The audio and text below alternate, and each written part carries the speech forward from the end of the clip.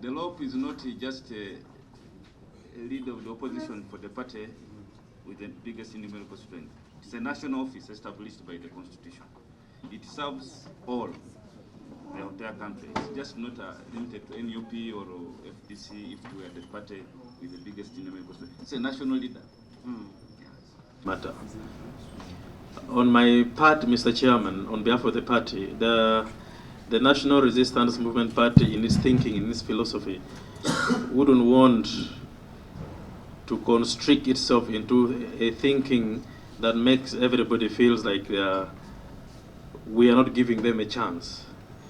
We, as a party in government, we contested for leadership. Our manifesto was voted for, and just like another party that came to contest. And we are in leadership because of the popular vote by the people. And it is in our interest that we have opposition which is organized enough to challenge our activities of governance. In a way, we think that it's better to deal with an organized opposition. It's better to deal with an opposition that think through what it's supposed to oppose. And so critical thinking under multi-party political dispensation, we know there are many other political parties that equally so have members represented in parliament, and therefore we feel all of them should participate in the governance process of this country. Now, having said that, we also know that the Constitution is very constraining, that parties contest for governance, and a winning party is voted for based on its manifesto, and the first runner-up becomes a leader of opposition. That has been the practice. And with the administration of parliament, a leader of opposition is picked from the party that comes second in the national election. Now, we've been debating and seeing to what extent would such represent the interests of all other political parties in parliament which are in opposition? And have we been able to get their views in many of these critical national issues? When a leader of opposition speaks in parliament, does he or she speak on behalf of other political parties who are in opposition, or he or she speaks on behalf of his party that sponsors him to become a leader of opposition?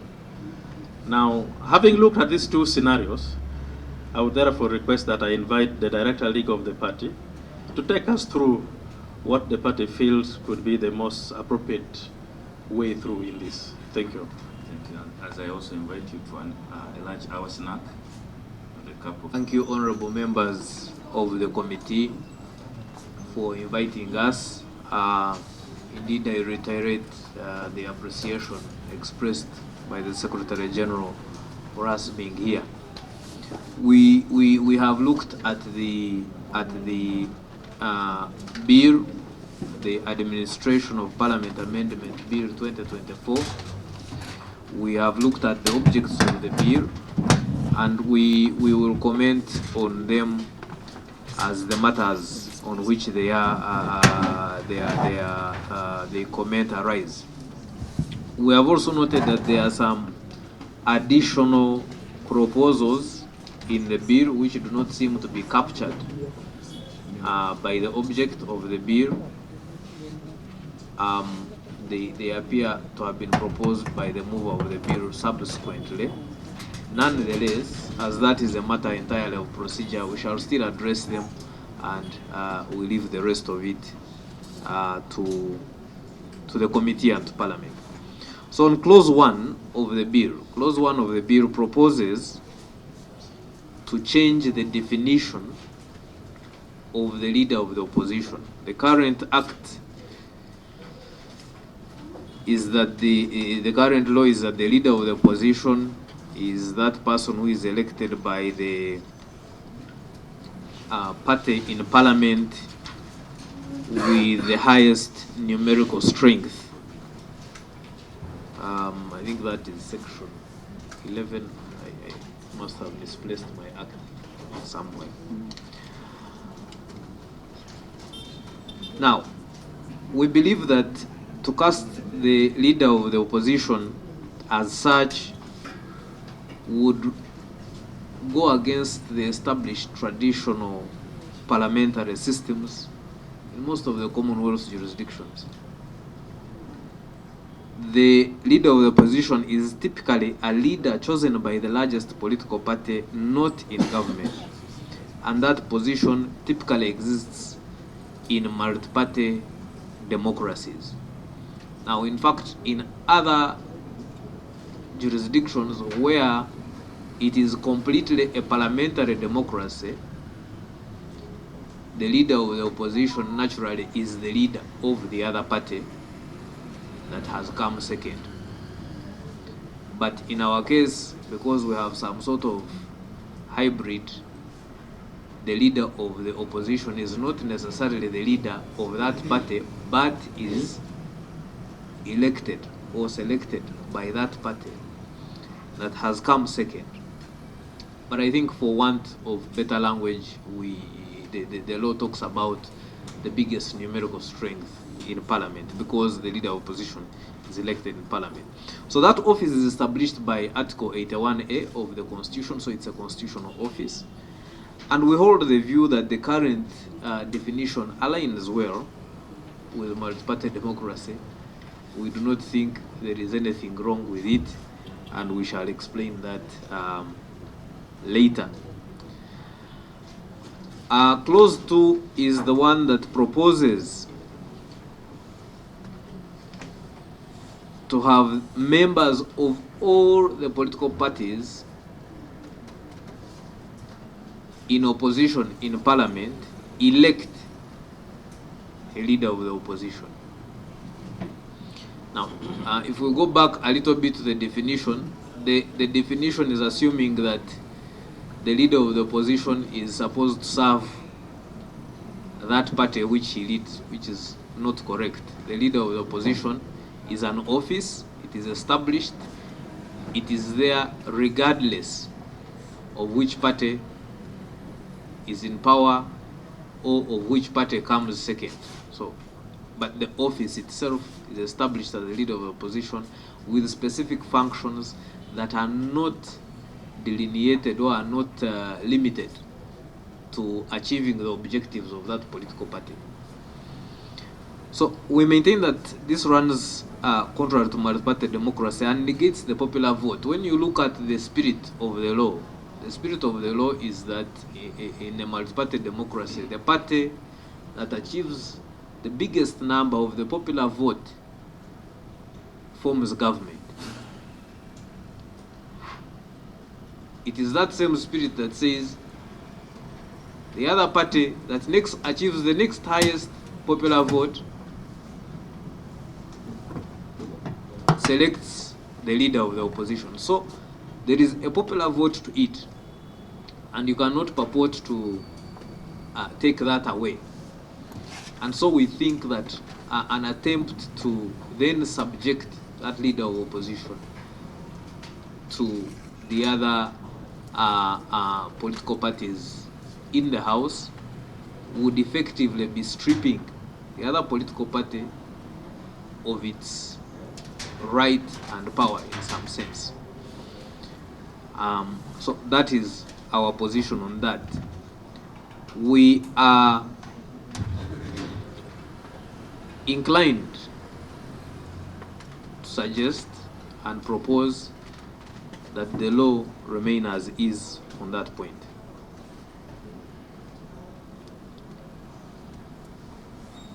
Clause 3, I will run through these fairly quickly because I assume everybody here has of course had the benefit of the bill.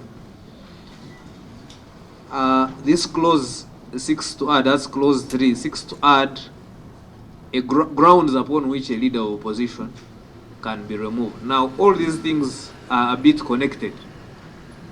So if you look at clause 1, making the definition, you look at clause 2, seeking to make the amendment, then you will find that there are several other things that lead to that. So once, for example, the idea that the leader of opposition is elected by other members of parliament the other political parties, once that collapses, you will find that several other things linked to it would necessarily not make sense. So, following our submission on clause 2 and 1 that we have just made, we find that clause 3A and 3B are untenable. Those clauses, I can read them for us to just be sure. Clause 3A is about the leader of the opposition to be elected, and then clause 3B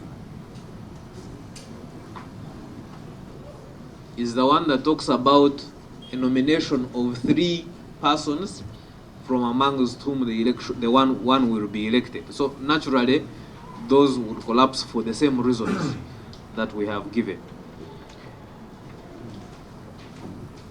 Clause 3C provides for removal of the leader of opposition on account of inability to perform his functions. Sorry, I think I read the wrong one.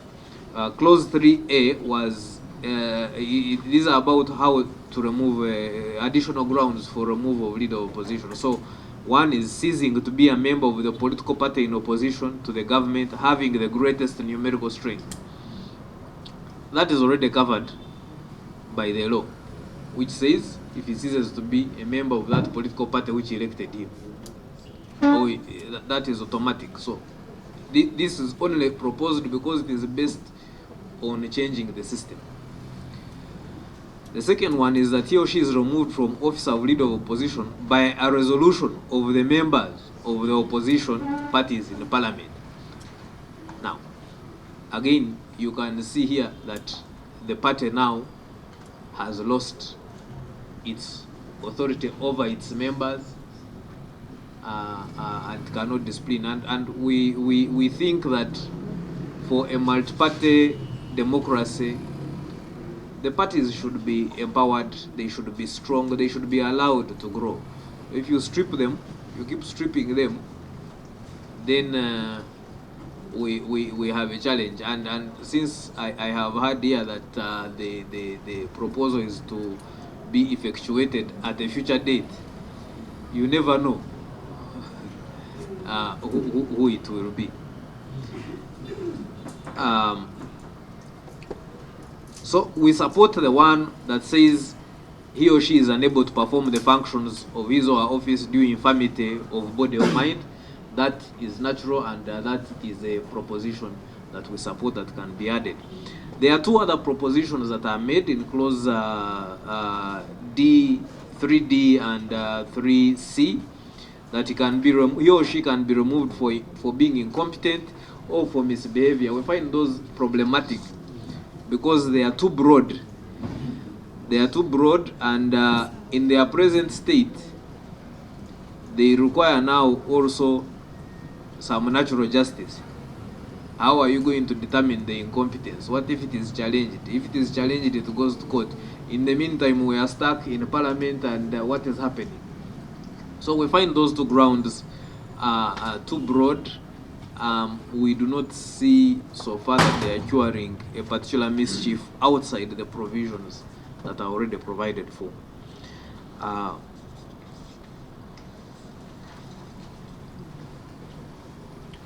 So clause 4 is the one that seeks to introduce the requirement that the shadow cabinet appointed by the leader of the opposition under section 11(2) of the current Act, Cap 272, be subject to approval of the members of the opposition parties in parliament. Now, the current law talks about consultation, that you can consult. We do not find that problematic. We do not find that there is a mischief to be cured. And given our views on the nomination or election of the leader of opposition, we think that one also perhaps should not pass. We support the proposal in clause 4C in as far as it provides for discretionary consultation and does not seek to take away the rights and powers of the party with the highest numerical strength in Parliament. So clause 4C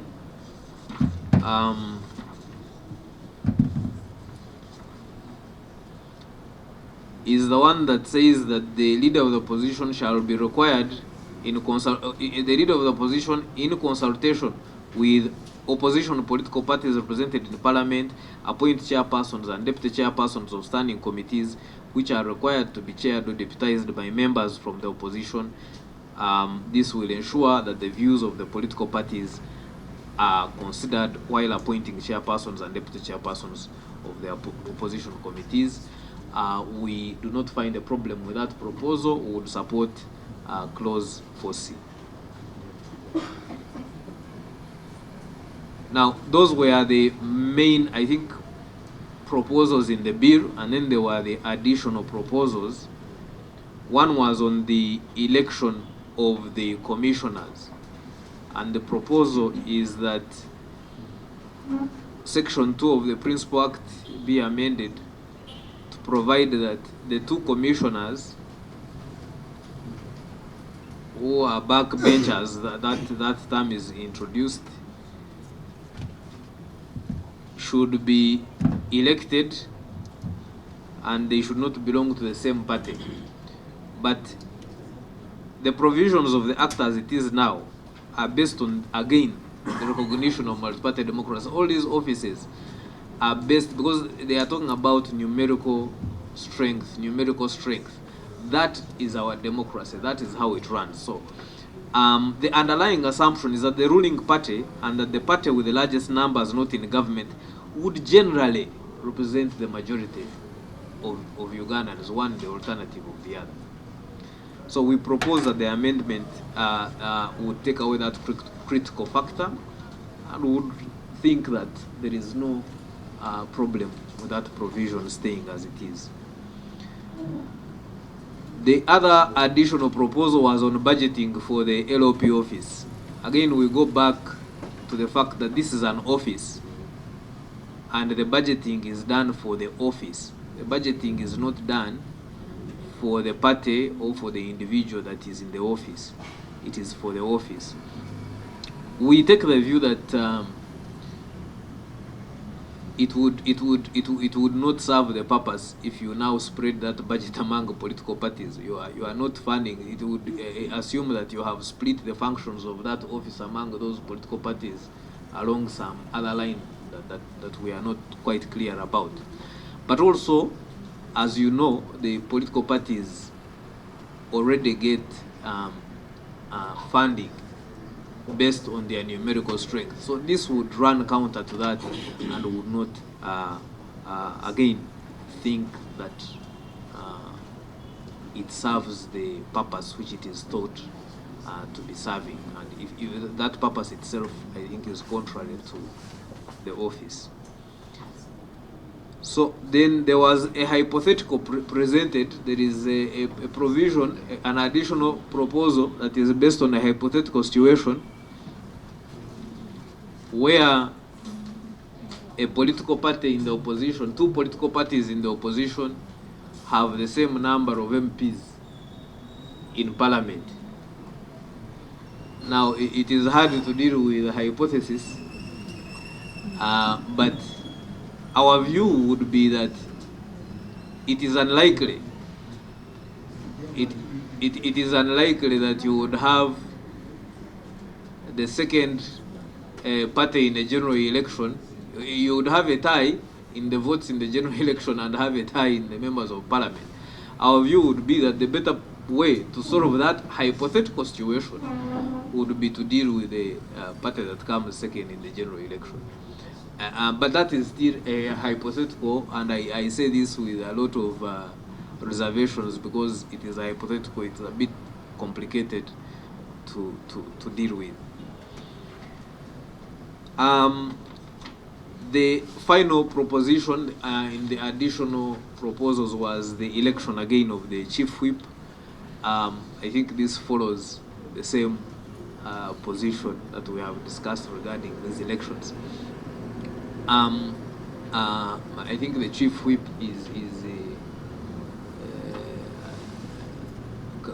also follows the same process of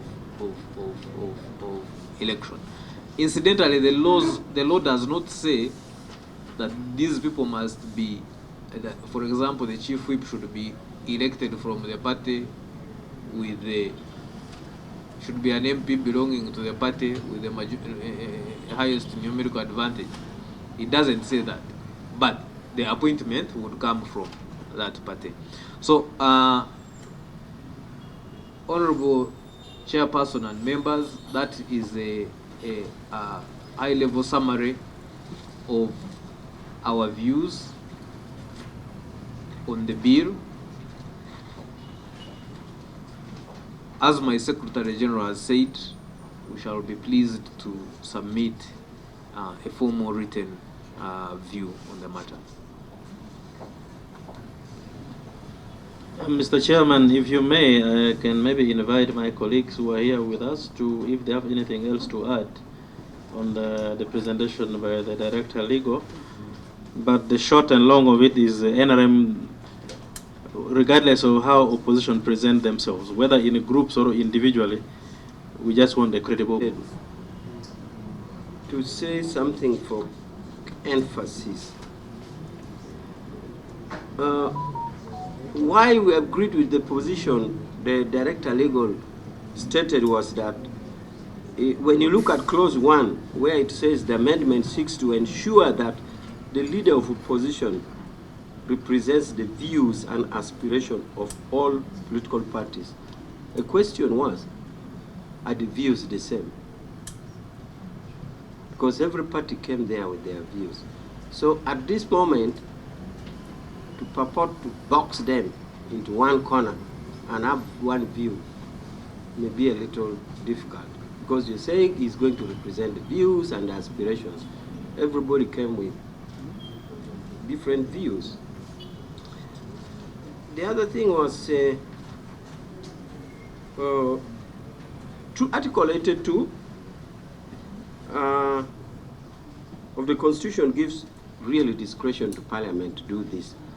But we thought that, and we have always seen that Parliament will exercise that discretion judiciously, and this is where we came out clear in this position, because our party chairman has always said that what NRM says during the day is what it says during the night.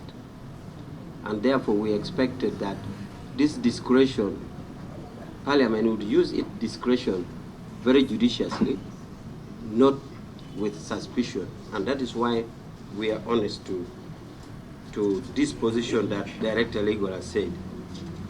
The other comment I wanted to say was, on the funding, the Director made it clear that under another legal regime, where the money goes to Electoral Commission, money is given to parties in numerical strength. And therefore, if there was any feeling of parties getting that money, it is being catered for under that legal regime. And therefore, the money which is meant for an office X, in our opinion, it would be wrong to divide the money meant for office X to other parties. I thought we wanted to say that.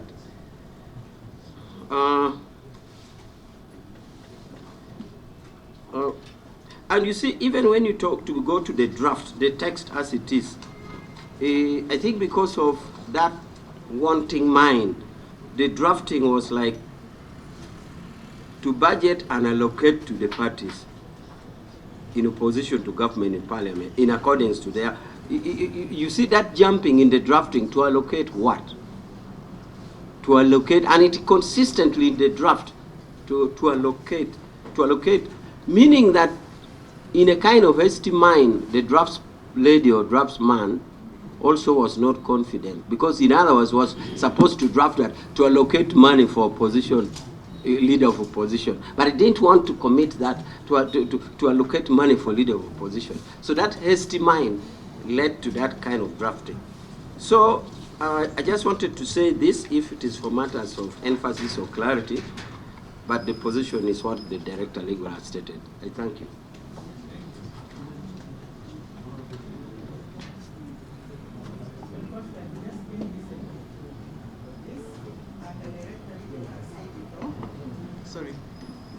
Director Legal has said it all. When you look at the bill, there is nothing it wants to cure. Have we failed to do the work? Have we failed to conduct our business in Parliament? Has the opposition failed to conduct business because they have not elected the people, the opposition together? No. So for us, as NRM, we say we remain with the status quo. Thank you. Thank you, Mr. Chairman. We are done with